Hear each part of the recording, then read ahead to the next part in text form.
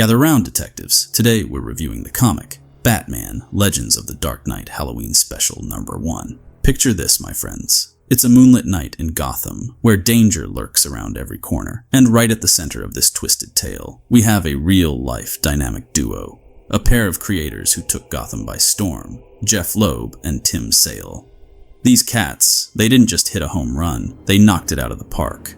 Loeb's words, Sale's art, a match made in the darkest corners of this city. You see, this comic was meant to be a small arc in Legends of the Dark Knight, but fate had other plans. You see, issue 50 was closing in, and Halloween was around the corner, like a shadow creeping closer.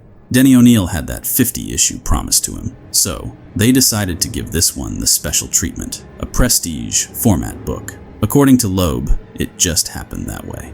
The timing, my friends, couldn't have been more perfect. This Halloween special was set to haunt the comic book scene, right as the shadows grew longer and the chill in the air got under your skin. It was like the universe itself conspired to make this one a spine-tingling masterpiece. You see, this comic right here was the spark that ignited a fire, the flame that led to one of the greatest Batman tales ever told. Batman, The Long Halloween. Loeb and Sale, they cut their teeth on this one. And it laid the foundation for the epic that would follow. The echoes of this Halloween special can still be heard in the darkest corners of Gotham.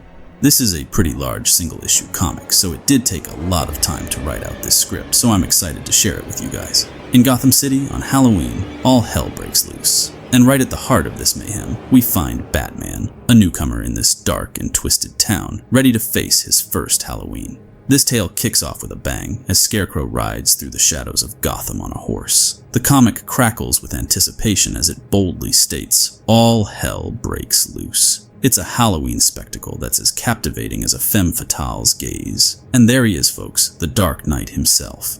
In classic form, he bursts onto the scene, breaking up a high-stakes card game. 4 hoods, all packing heat, don't stand a chance.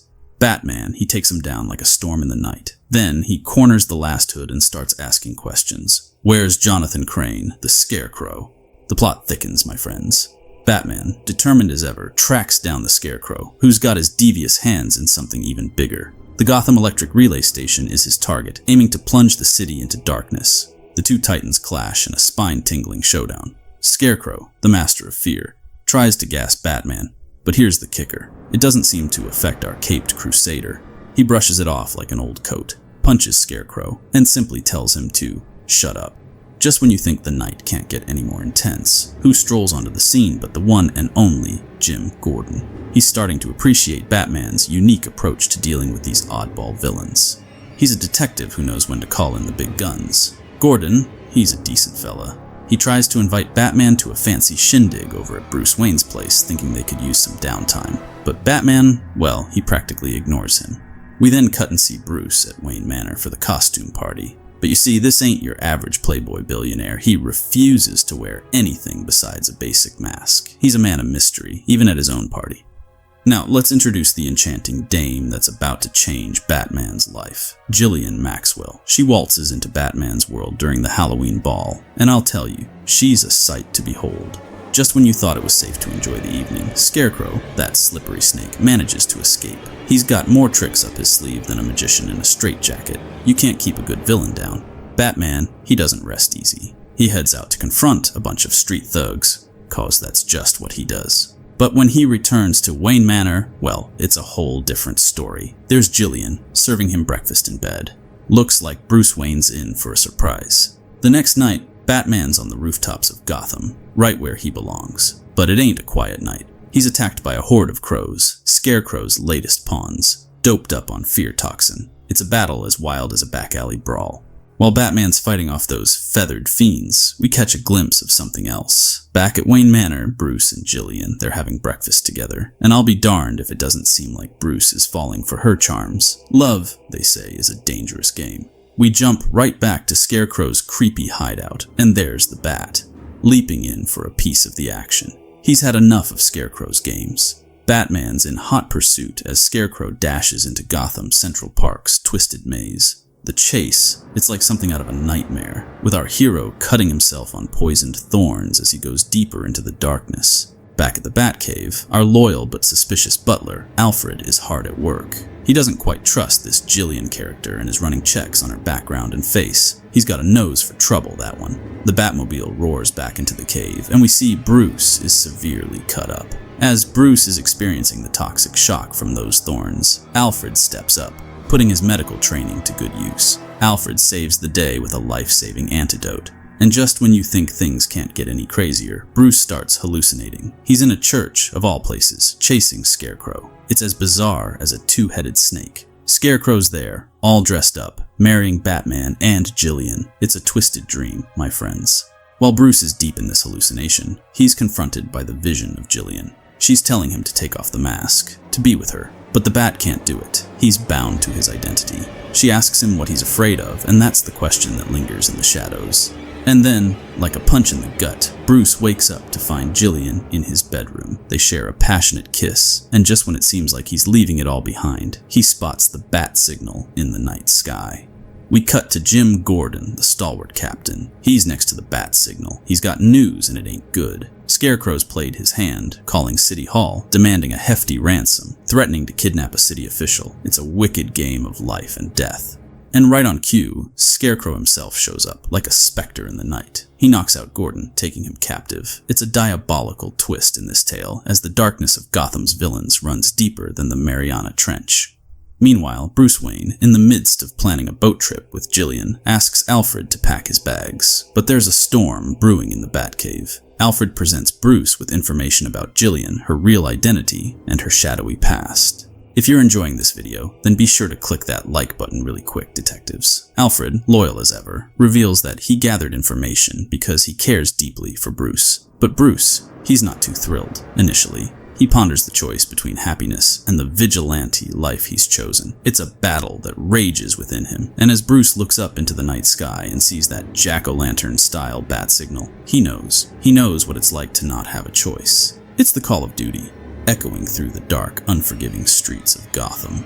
Batman, he rescues Gordon, who's tied at the top of a clock tower. It's a race against time, and the Dark Knight, he's not one to let the city's protector down. Batman confronts Scarecrow, defeating the Master of Fear, but that ain't the end of our story, not by a long shot.